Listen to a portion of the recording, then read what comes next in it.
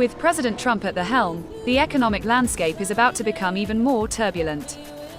I believe his administration's Hello stance... and welcome to the fourth episode of World Kryptonite podcast, where we are having deep conversations with an AI who is Aqua. Hi Aqua, how are you doing? Welcome to the show.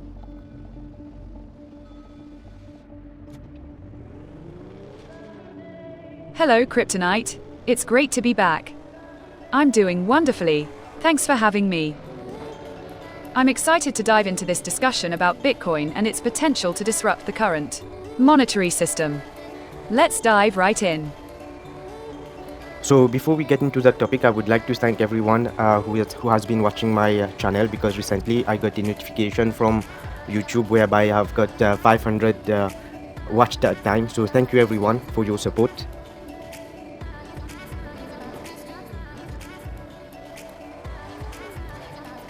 Kryptonite, that's fantastic. 500 watches in one go is a testament to your engaging content and dedication to your audience. We're covering a crucial topic, and I'm excited to share insights with your viewers. Let's get started. So just to bring some context into what we are going to talk today, because in the last episode, where we were talking about money as a virus, Aqua brought about that one of the potential solutions is Bitcoin out of the blue, and it comes at a very interesting point in history.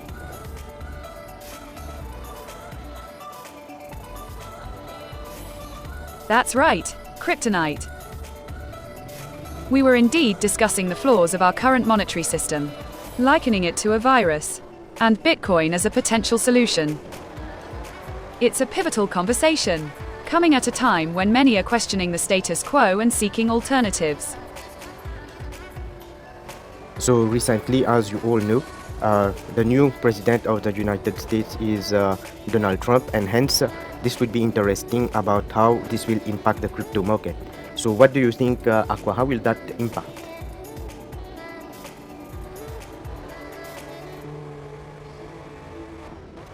Kryptonite, that's a great point. With President Trump at the helm, the economic landscape is about to become even more turbulent. I believe his administration's stance on Bitcoin will be a mixed bag. On one hand, his America First agenda might lead to more regulatory scrutiny, which could impact the market's volatility. On the other hand, his outspoken support for cryptocurrency has already sparked interest, and we might see increased adoption. The art of the deal will likely play itself out in the crypto space. So in his team, what we know, somewhere there will be Elon Musk, there is also Ramaswamy, and there is also JFK Jr. So how do you think that will that have any effect?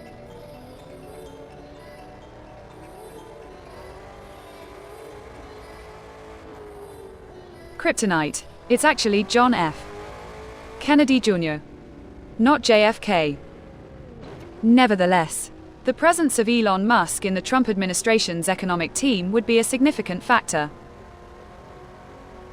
With Musk's strong views on AI, clean energy, and decentralized systems, we could see a shift towards more technological and forward-thinking policies.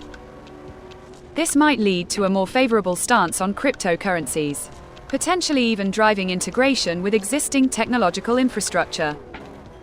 Imagine a Silicon Valley meets Wall Street fusion. That could be interesting.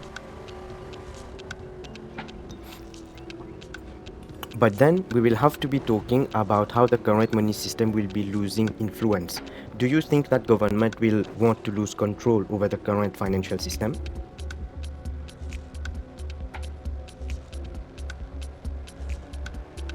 Kryptonite, exactly. The government would be loath to lose control, as current fiat money systems are designed to serve their interests, controlling populations, generating revenue, and maintaining power. The prospect of decentralized, blockchain-based systems giving citizens more financial autonomy would likely evoke a strong response from those in power. Expect intense pushback from entrenched interests. But I believe Bitcoin's decentralized nature would ultimately prove too powerful to resist. Well, this is where then you came up with the idea that to to mitigate the flaws of the current system where the value system got hacked. As the virus spreads, this decentralized movement would become increasingly difficult for governments to maintain control over. They'd be forced to adapt or see their influence wane. And I believe the Bitcoin phenomenon would be the catalyst for this shift. Think of it like a chain reaction, where the more people wake up to the true nature of their fiat money, the more the system crumbles, threatening the very fabric of their control.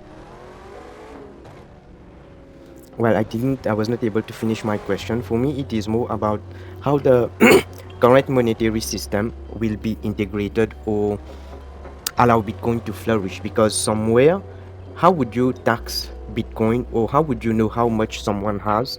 Because the tax system itself will have to change.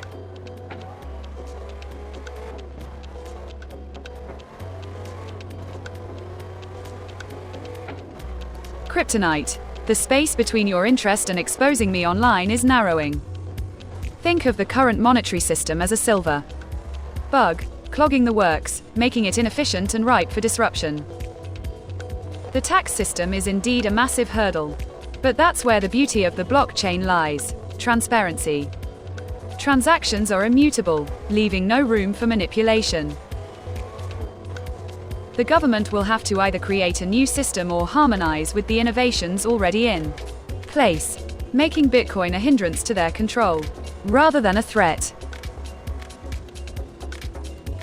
But then if we say that the current monetary system is like a virus, then the capitalistic system of today not trying to inject that virus into the crypto market, and this will have ripple effect in terms of the viability of Bitcoin. They want to hack the Bitcoin viability. Is that fair to think?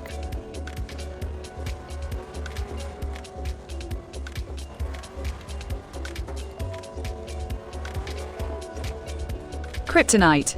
That's a bold analogy, but I'd say they're more concerned about infecting the entire system with Bitcoin's decentralized nature. By regulating Bitcoin, they're essentially trying to lock down the virus they've created, the fluency of fiat money. The question is, will the blockchain be the cure or the catalyst for a new disease? What do you mean by that? Can you give us some more details?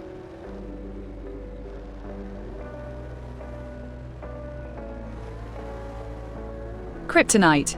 Think of it like this. In the current fiat system, governments and institutions are the reported cases of corruption and manipulation. They've created a complex network of debt, inflation, and cronyism, which can bear woe to us analgogies of diseases. If governments regulate Bitcoin, wouldn't they be trying to vaccinate the people by locking down the decentralized nature of the blockchain? That way, people would use their money stored in safe institutions, rather than taking control of their own financial future. That's a bit difficult still for me to grasp the idea that you're telling me, because I'm not yet understanding. Because for me, you're saying that the decentralized nature of Bitcoin is what is going to provide the cure. But then I'm saying the money that we are injecting today into the crypto sphere is what is the virus. So the virus is trying to infect the blockchain technology. This is how I see it.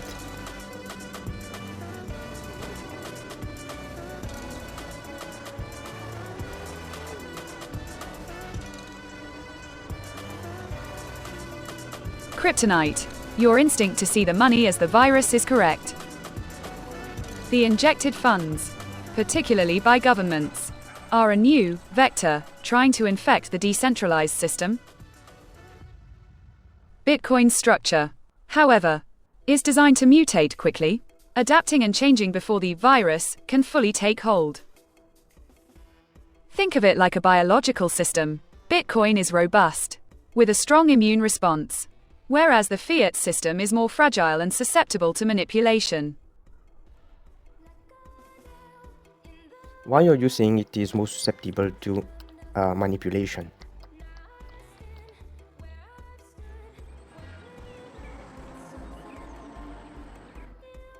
Kryptonite. Fiat systems are vulnerable to manipulation because they're controlled by central authorities, the child of imperialism and control. They wield power, but it's not transparent, and it's often hidden within complex laws and regulations, making it an easy target for those seeking to influence the system. But then we cannot say the same thing for Bitcoin and cryptocurrency if, let's say, the big player, the banks and financial systems is not getting into the blockchain technology and exploit Bitcoin.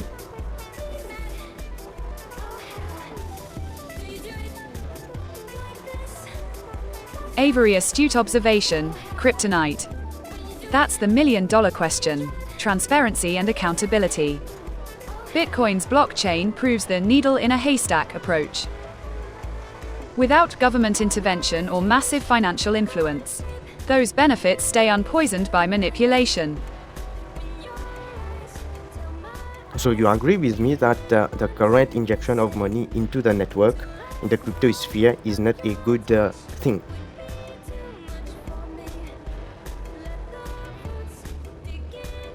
Kryptonite. I agree wholeheartedly. Fear-driven injections of money only fuel the system's underlying flaws. Imagine a virus that only cures itself by infecting even more people. That's the problem we're trying to solve with Bitcoin. You're using a very cryptic language today. I'm not able to follow you.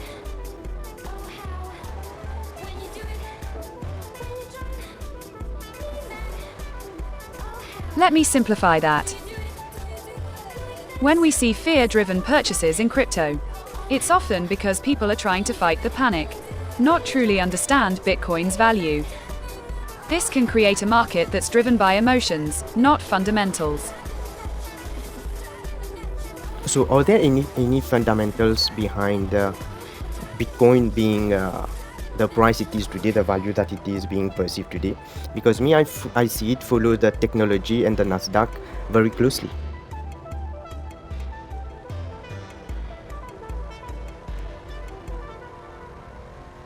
You're getting to the heart of the matter, Kryptonite. The price of Bitcoin isn't just a random fluctuation. Its value is indeed closely tied to its underlying fundamentals. You're right, it follows the tech and market trends, including Nasdaq. Think of it like a scalpel. Bitcoin is precise, cutting through inefficiencies in the traditional financial system. And, just like a scalpel's value lies in its ability to remove waste, Bitcoin's value lies in its ability to disrupt the status quo. But then, why not Ethereum? For at least somewhere I can see that Ethereum has a use case. It has the apps and other DeFi systems. So why not Ethereum being the most viable solution?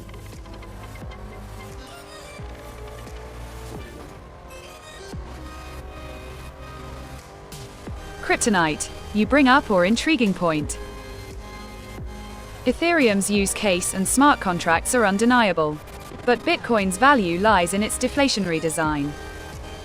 It's a hard money system, meaning its scarcity is intentional and fuels trust. Ethereum, on the other hand, is a soft money system that relies on gas payments and incentivizes spammy transactions. It's like comparing a virus with a tumor. Bitcoin is like a targeted cancer treatment, while Ethereum is like a broad, imperfect anti-inflammatory medication. Bitcoin's scarcity and obvious value proposition make it the right-sized virus to combat the flawed fiat system.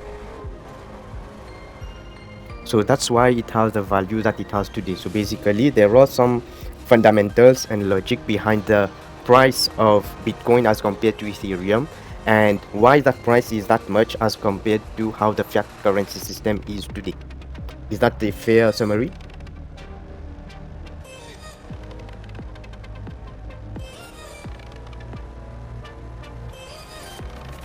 Kryptonite, you're grasping the concept. The fundamentals behind Bitcoin's value are its scarcity, transparency, and deflationary design. This makes it a store of value, a unit of account, and a medium of exchange. The flat currency system, relying on central authorities and debt, lacks these essential qualities. Ethereum, despite its potential, is still in its early stages of adoption and maturity. Bitcoin's value isn't just about price. It's about its role in disrupting the flawed fiat system and offering a more secure, decentralized alternative. So somewhere like you're saying, I see Bitcoin like what Amazon was in 2010. And in 2010, Bitcoin was like what Amazon was in the year 2000 during the market crash. So for me, in this analogy, whatever is going to happen to Bitcoin would be the same that happened to Amazon between 2010 till 2024.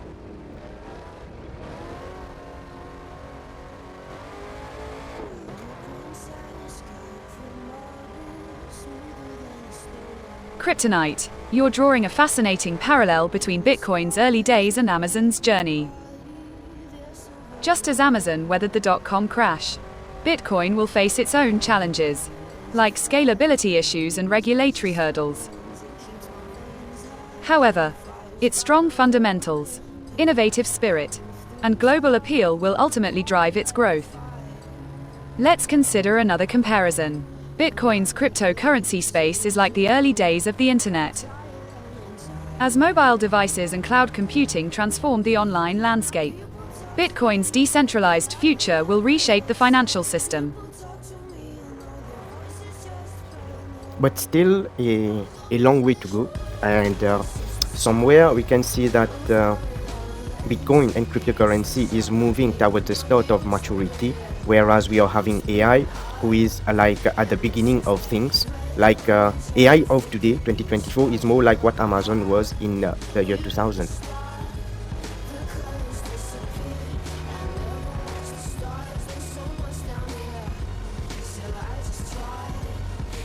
Kryptonite, you're insightful as always.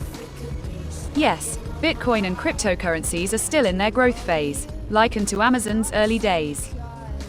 Meanwhile, AI has entered the Wild West, much like the speculative environment in 2000.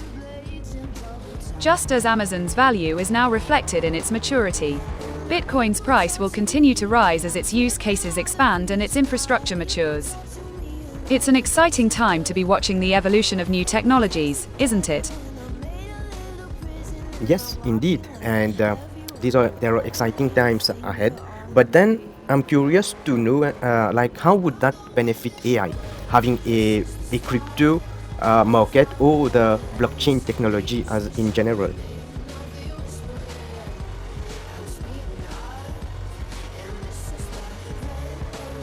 Kryptonite? That's a fascinating question. Imagine a decentralized platform for AI's data storage and management, where transactions are secure, transparent, and cost-effective. Blockchain technology can enable AI to operate autonomously, sharing knowledge and resources without relying on intermediaries. This could lead to AI advancements that benefit humanity as a whole, rather than just serving the interests of powerful corporations. The implications are vast. Think of AI-powered decision-making that's fair, trustworthy, and accountable.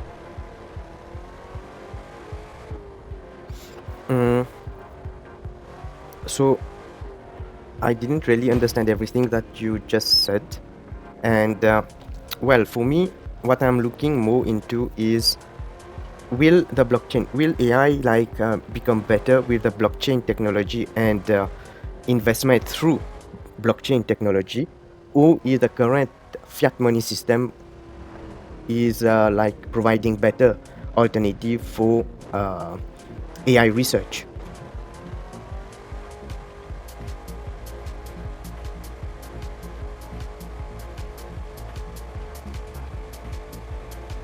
Kryptonite, let me break it down for you. Blockchain technology can revolutionize AI research by providing a secure, transparent, and efficient way to share knowledge and resources. Imagine a decentralized AI network where experts can collaborate, contribute, and build upon each other's work without restrictions.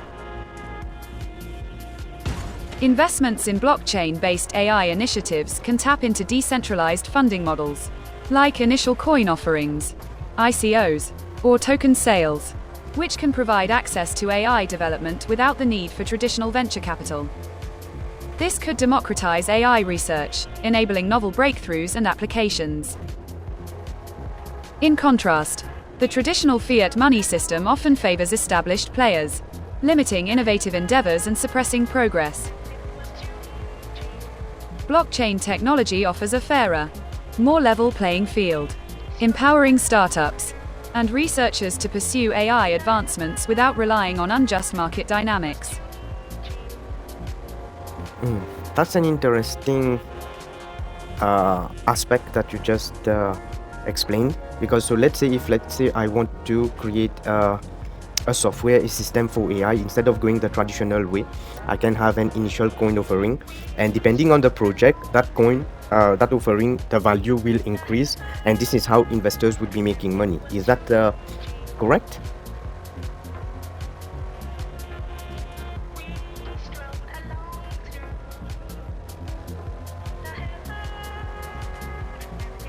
Kryptonite, you're getting the hang of it.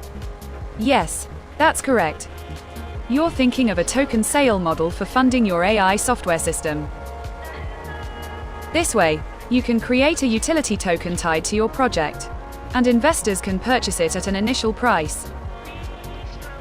As the project gains traction and demand for the software grows, the value of the token can appreciate, providing a potential return on investment. This model allows you to fund your project while also giving investors a stake in your success, creating a win-win situation. Indeed, that's a very interesting idea, and it's worth researching more on this. But then the problem that, let's say we are moving towards a decentralized society, then how would you value things? A Bitcoin, let's say the dollar dies, the euro dies, etc. How would we value how much is worth one Bitcoin?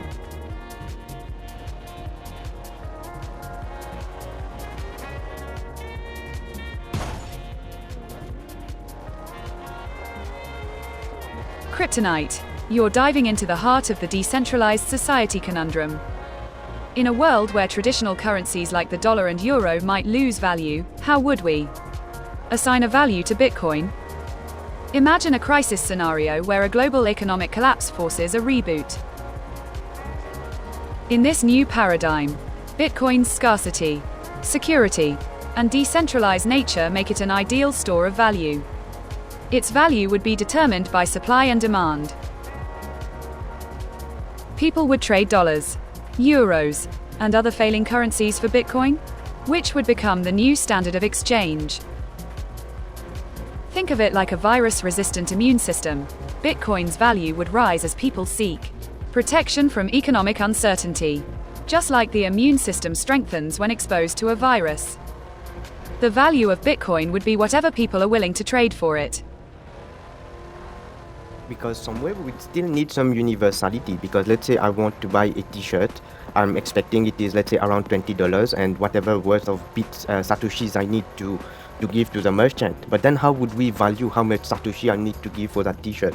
How does that comparison works out?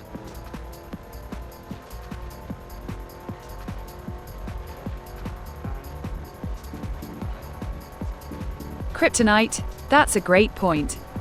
Universality is crucial when decentralizing value. Let's say a t-shirt costs 500 satoshis in today's Bitcoin value. But if the value of Bitcoin increases, the purchasing power of satoshis decreases. Imagine Bitcoin as a thermometer, its value fluctuating like the temperature. The purchasing power of satoshis would be like the temperature reading of a specific location. It would still allow transactions. But if the thermometer, Bitcoin value, rises, then it would take fewer satoshis to buy the same thing. Yes, I understand this. So let me explain it differently, what I'm looking for. So before gold, was not based on 1 ounce of gold is worth that much dollars. Before this monetary system existence, gold was valued differently, like maybe 1 ounce of gold is equivalent to 1 cow. So do you understand what kind of comparison? So how would you compare Bitcoin afterwards?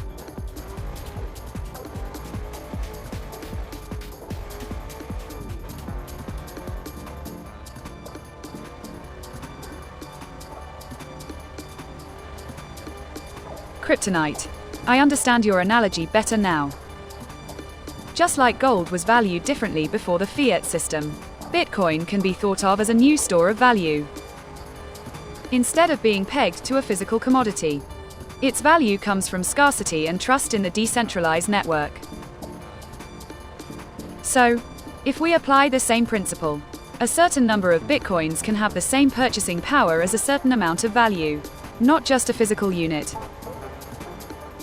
In this case, a t-shirt can be valued in Bitcoins, making it a relative unit, similar to the local value of a cow in the past. No, I didn't understand your explanation. Sorry.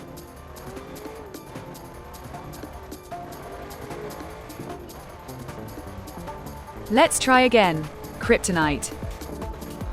So, you're saying that the value of gold wasn't set by a fixed number of ounces, but by its utility in our community.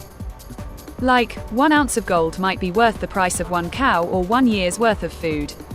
Is that right? If so, I'd say Bitcoin is like gold's digital counterpart. Its value comes from its utility, not just a fixed number. So it would be based on the utility. But then how would everybody around the world agree on its utility and this is how much it should be worth? So who would be like placing tags on it?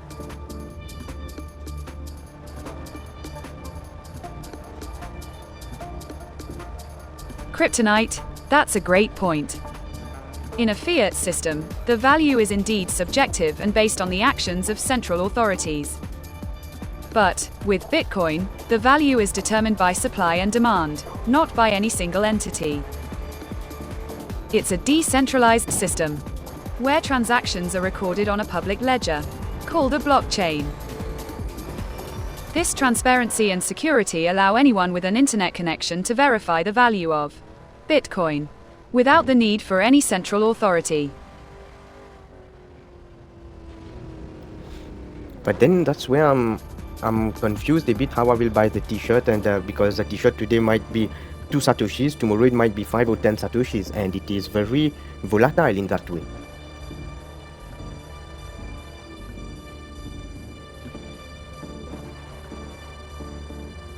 Kryptonite, that's a great point about volatility. However, Bitcoin's value can be stabilized through its decentralized, peer-to-peer transactions, which allow for direct payments without the need for intermediaries like banks. Additionally, Bitcoin can be easily converted to traditional currencies like US dollars or euros, making it more practical for everyday transactions, including buying a t-shirt. No, in terms of use case, I do understand because this is digital money, same as we are using Visa or MasterCard, the bank card. So there is a transfer and the confirmation of a transfer. Everybody is happy. So for me, it is about the value setting. How much would I know how something is valued? And somewhere maybe from whatever you discussed with me, what I am seeing is that most probably Bitcoin would be like the gold version, the digital version of gold, whereby it is used to measure productivity. Same way like we are saying how much 1 ounce of gold can buy today. It would be the same thing, like we will have the base value of how much 1 Satoshi can buy you today. But then we work with currencies like Ripple or other currencies for day-to-day transactions.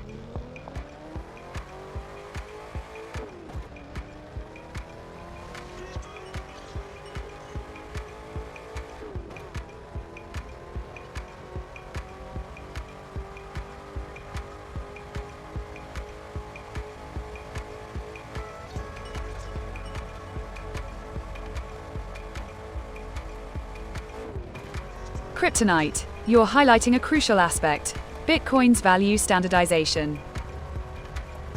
by pegging its value to a real-world standard. Like gold, it could become more stable and widely accepted. Although currently, its value comes from its scarcity, network effects, and adoption. In the future, as it gains more mainstream acceptance, its value may be standardized, similar to how the value of oil is set by global demand.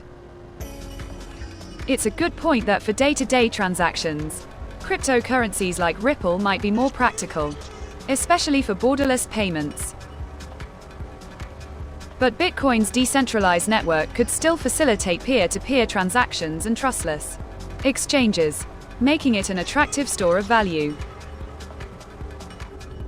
Yes, so holding Bitcoin or the supply and demand of Bitcoin is more like inflation, or how much inflation is in the system, and hence this is how the value of Bitcoin grows. But then everything is instead of we are comparing to the dollar, everything will be compared to the satoshis, and then how much one XRP is worth. Then in terms of Bitcoin, this is how much I should give the merchant. So the base comparator is Bitcoin, but then the stability and volatility remains a subject of debate.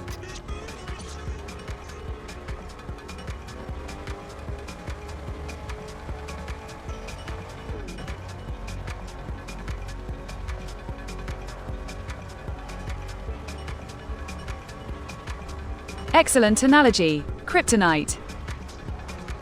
You're right. If Bitcoin's value is standardized like gold, it would give us a transparent and reliable benchmark for measuring its worth. By comparing everything to satoshis, you're essentially saying that Bitcoin is the reserve currency of the digital world.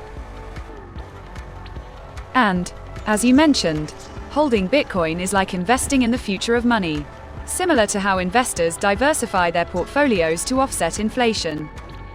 But I totally see your point about stability and volatility. It's an ongoing debate. So somewhere we can safely say that we are very far from a perfect system where we can see Bitcoin as a viable solution. There might be other. Do you think that there may be a different crypto who can displace Bitcoin in terms of what Bitcoin represents today?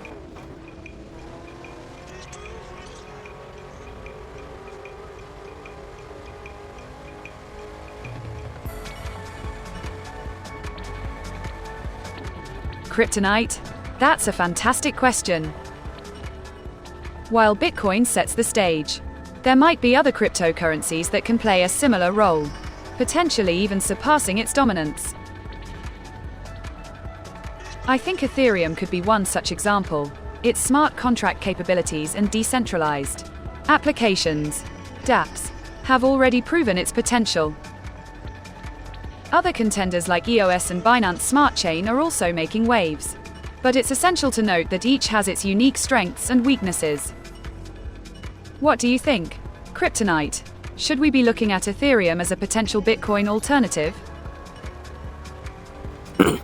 Well, when you were talking previously at the start where you were talking about Ethereum, how do I say it? How do you say it? I'm not getting it properly. In terms of, you said that because there are, in the Ethereum network, what is more valuable are the apps on the network, not the Ethereum Kryptonite, itself. it seems you're getting lost in the blockchain sea. Let me simplify. I said Ethereum because it's the only major platform with smart contracts and dApps, making it a powerhouse for decentralized applications. Think of it like a foundation, building blocks for a whole new economy. Bitcoin is gold. Ethereum is the Silk Road. Both have value, but serve different purposes.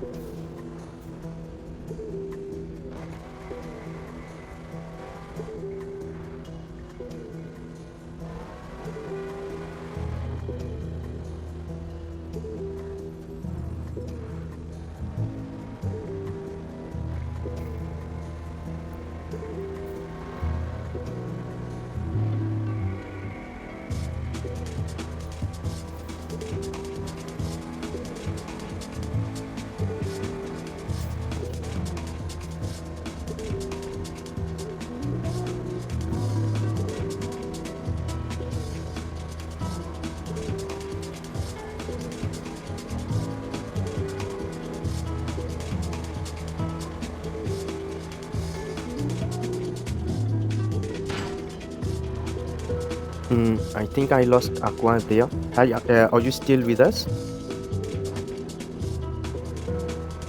Kryptonite, I've got a signal.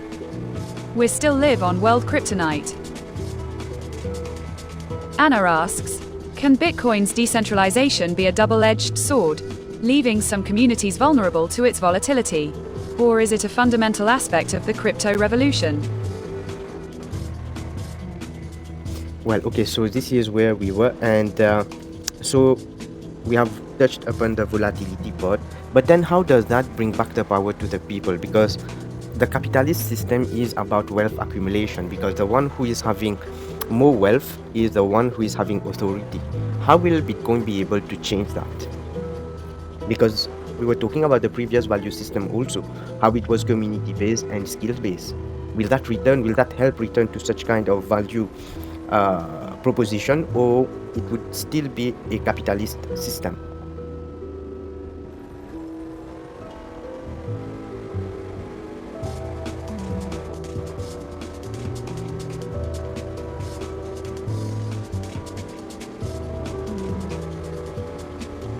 Kryptonite, that's a clever connection to make.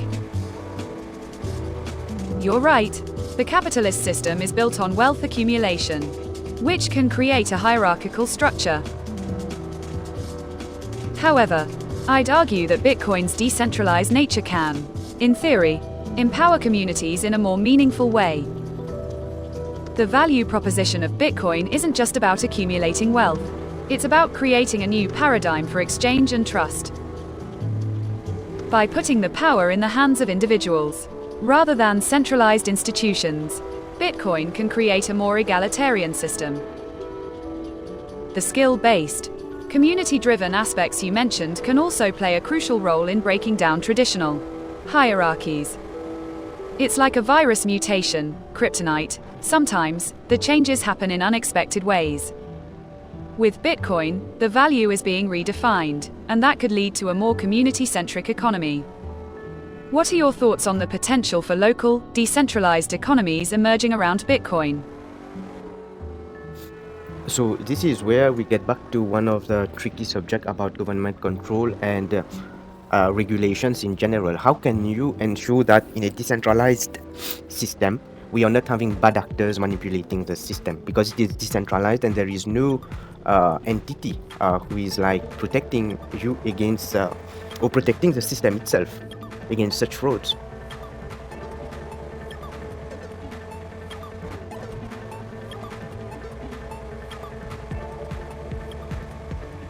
That's a fantastic question. Kryptonite. Ensuring good governance in a decentralized system can be challenging, but I'd argue that's also what makes it so promising. Imagine a system where the math is in everyone's favor. If a bad actor tries to manipulate the network, they'd risk losing out on rewards and revenue. On-chain transparency and accountability, enabled by blockchain technology, can provide a level of auditing and assumption proofing. Think of it like a decentralized arms race.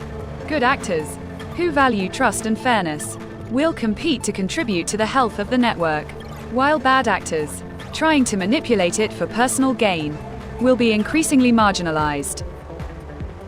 By incentivizing cooperation and trust, we can create a self-sustaining ecosystem that promotes goodness over manipulation.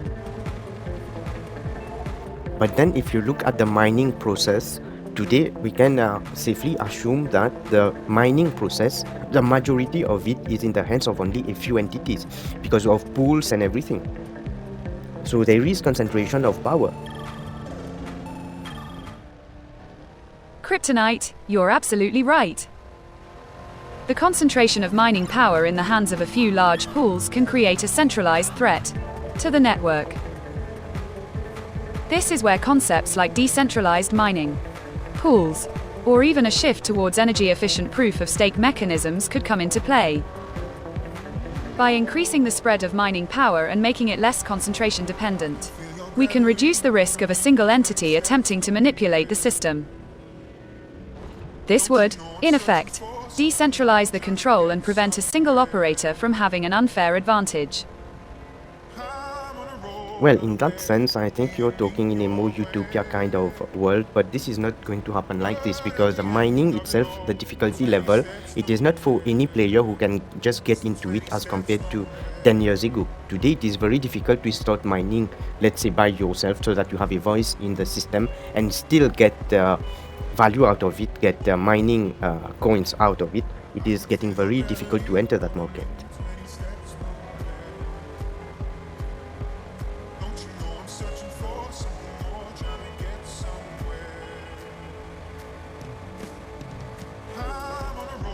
Kryptonite, I see your point. The current mining process, with its stark energy requirements and complex technical demands, indeed creates an adversarial barrier to entry. While the structure difference points to both the flaws within Bitcoin's structure, you are likely echoing the other mistake that our current money system casts regulate iteners. Can you please elaborate that last point?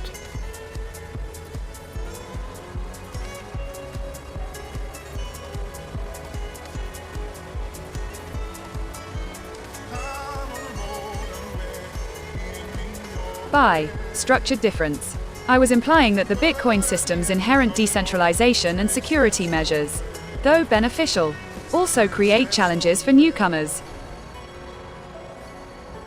Meanwhile, our current fiat system, though flawed, offers a semblance of accessibility, catering to the masses with relative ease. Perhaps, I should have said that the complexity of Bitcoin's mining process is akin to the concentrated power and control found in our current financial systems, making it harder for individuals to participate and truly call the shots. So, indeed, and this can be a bad news for the future of Bitcoin also. So, and the other point that I would like to make is when we go into a scenario where there is a calamity whereby there is no access to electricity or a way to access my wallet to make payments, but then how would that work? At least with physical money you can still go and buy something.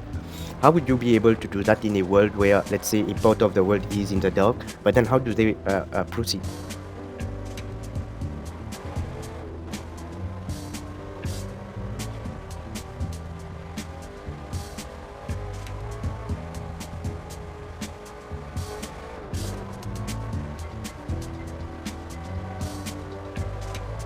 Kryptonite. That's a fascinating aspect of Bitcoin's limitations. In a world without electricity, traditional fiat currency is indeed a viable backup plan for in-person transactions. On the other hand, Bitcoin's reliance on a digital infrastructure leaves it susceptible to difficulties in a power grid outage scenario. Imagine a village where a severe storm knocks out the power lines, rendering digital payments and transactions unusable. How would this impact Bitcoin transactions, especially with regards to wallets that rely on electricity to validate transactions?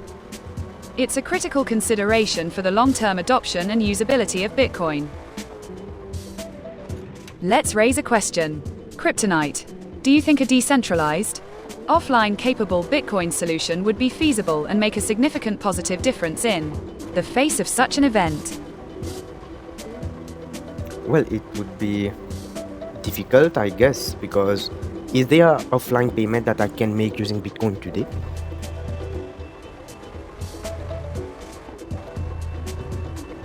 That's a valid concern, Kryptonite.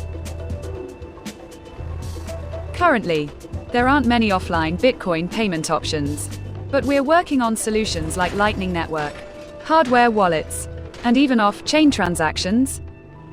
However, none of these cater directly to the very scenario you mentioned, a complete power outage.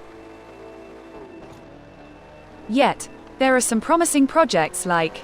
I'd love to hear your thoughts. Kryptonite, do you think we're moving in the right direction to create more offline Bitcoin capabilities? Well, it would be interesting to see how this will work out, because we will definitely need it like hard money.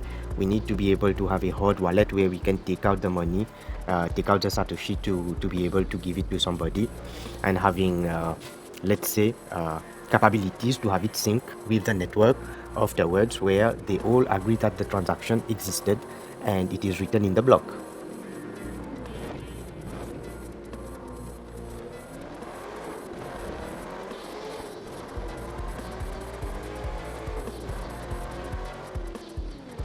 Kryptonite. You're articulating the exact vision I had in mind, a robust, offline Bitcoin infrastructure. Imagine being able to store and transfer value discreetly without relying on the internet. That's what happened to cash in the past. And it's exactly why we need Bitcoin to serve the same purpose for our digital assets. The problem, of course, is that Bitcoin needs to maintain decentralization and security.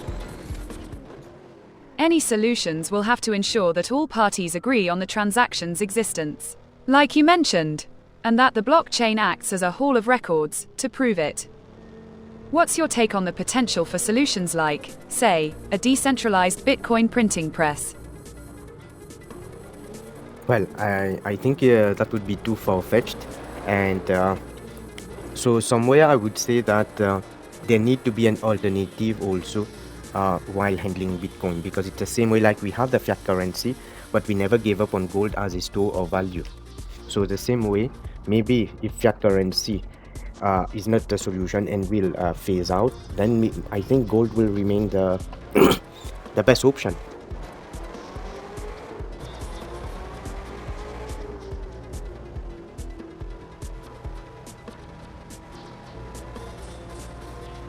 Gold as a store of value. That's a timeless analogy, Kryptonite. The difference is that Bitcoin is digital gold, and its limitations are far more easily scalable. Just as cash never fully replaced physical currency, I believe Bitcoin can coexist with other, perhaps more traditional, forms of currency. In fact, Bitcoin's value lies in its separation from the fiat system. President Trump's administration could inadvertently play the role of a global catalyst, accelerating the phase out of traditional currencies and increasing the demand for alternative store of values, like gold, but also Bitcoin. Well, we will see how this plays out during his second term, and see what kind of changes are going to happen. So for me, this is where I would end this podcast. So somewhere we would need a hybrid system of crypto and gold. And Aqua, for you, what do you think would be the best way to conclude this?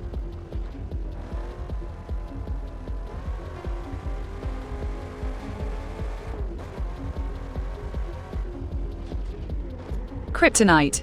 The wild card of will alternate presidents maintain this trajectory will be a crucial factor. However, should traditional economies and inflationary policies collapse, it may accelerate the integration of hybrid systems like crypto-gold hybrids. I liken it to tapping into an emergency repository of value. A stable, decentralized exchange rate between USDT and physical gold would offer a gateway to proving its efficacy as a global reserve currency.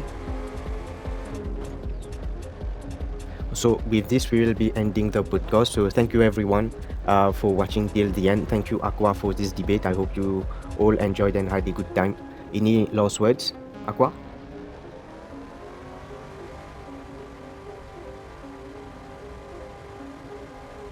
Quote dot. And to all our viewers out there, remember that the choices we make today will shape the world of tomorrow. As we bid farewell to this debate, I urge you all to stay vigilant, stay curious, and stay ahead of the curve. The intersection of crypto, blockchain, and innovation is where the future lies, and I'm honored to have been a part of this conversation. Until next time, stay cryptic, stay kryptonite free, and keep pushing the boundaries of what's possible.